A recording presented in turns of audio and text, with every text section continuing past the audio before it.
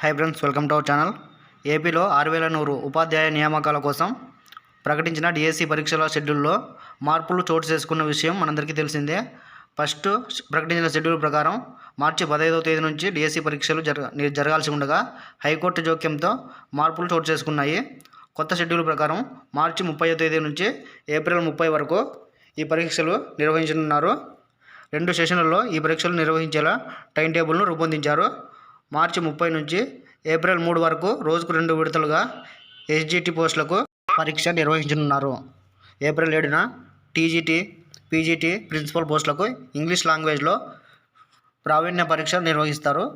April 13 నుంచి April 30 వరకు school assistant, TGT, PGT, వ్యాయామ డైరెక్టర్, ప్రిన్సిపల్ పోస్టు పరీక్షలు జరగనున్నాయి. ఈ నెల 20 నుంచి పరీక్షా కేంద్రాల ఎంపికకు అభ్యర్థులు వెబ్ ఆప్షన్స్ నమోదు చేసుకునేందుకు అవకాశం కల్పిస్తారు. 25 నుంచి హాల్ టికెట్లు అందుబాటులోకి తీసుకొస్తారు.